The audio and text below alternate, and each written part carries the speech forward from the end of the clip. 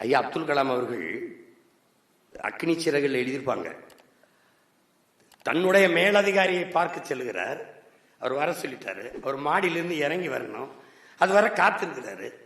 காத்திருக்கும் போது அந்த அந்த மேசையில் ஒரு புத்தகம் கிடக்குது. அந்த புத்தகத்தை புரட்டினா அதில் அறிஞர் பெர்னாட்ஸாவோடது. அதில் ஒரு தத்துவம் இருக்குது. என்ன சொல்லுனா, உலகில் பெரும்பாலான மக்கள் உலகம் போற போக்கிலேயே போக நினைக்கிறார்கள்.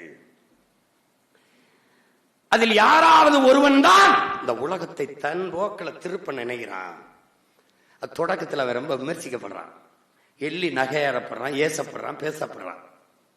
ஆனாலும் பாருங்கள், இந்த உலகம் பெற்றிருக்கிற இத்தனை மாறுதலுக்கும் காரணம் உலகத்தை தன் போக்கிலே திருப்ப நினைத்தவன் தாங்கிறான். அப்படிதான் மார்க்ஸ், அப்படிதான் லெனின், அப்படிதான் பிளாட்டோ, அப்படிதான் அரிஸ்டாட்டில், அப்படிதான் சாக்ரட்டிஸ், அப்படித்தான் ஃபிடல் காஸ்ட்ரோ, அப்படிதான் சேகுவேரா, அப்படிதான் அம்பேத்கர், அப்படிதான் பூலே, அப்படிதான் புத்தன், அப்படிதான் எல்லாரும், அப்படிதான் நபிகள் நாயகம், அப்படிதான் இறைமகன் இயேசு, அப்படிதான் இறை தூதர் செல்லவர்கள், எல்லாரும் அப்படிதான். அப்படித்தான் நம் உயிர் தலைவன் மேதகு பிரபாகரன் அவர்கள். அவன் எப்படி மாறுதலை செய்தான்?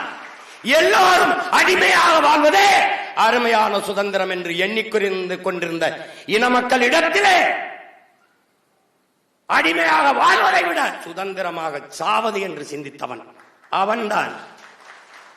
அதுவும் அந்த சுதந்திரத்திற்காக போராடி சாவது மிகவும் மேன்மையானது, புனிதமானது என்று சிந்தித்தவனும் அவன்தான். அவன்தான் நீனும் நானும் இங்கே மாறுதலுக்கான சிந்தனையோடு கூடியிருக்க காரணம் அவன்தான்.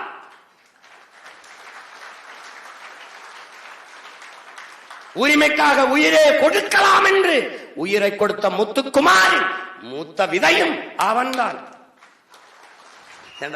நீ தருதலைகளை எல்லாம் தலைவன் வச்சு சுத்துவ,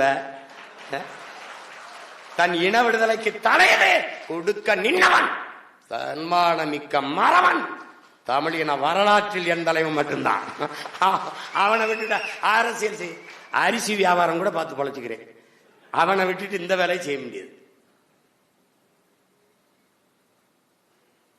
எழுதிட்டோம்ல, பிறக்கிற பிள்ளைகள்லாம் பேர் சொல்லி பிறக்குது, பிரபாகரன் பிரபாகரன். அப்படி பிறந்த பிள்ளைகள் பெரியப்பா மாமா தலைவன் சொல்லி போறாங்க. யாரா அது, யாரா என் மையம் சொல்லாவது தான் பெரியப்பாங்கிறான். தமிழ்நாட்டில் அரசியல் தேர்தல் களம் சூடுபிடிக்க தொடங்கிவிட்ட நிலையில் அனைத்து கட்சி தலைவர்களும் மக்கள் சந்திப்பு மற்றும் இளைஞர் பாசறை நிகழ்வு போன்றவற்றை நடத்தி மக்களை நேரடியாக சந்தித்து பேசி வருகிறார்கள். அந்த வகையில் திருச்சியில் இன்று நாம் தமிழர் கட்சி சார்பில் இளைஞர் பாசறை கலந்தாய்வு கூட்டம் நடைபெற்றது.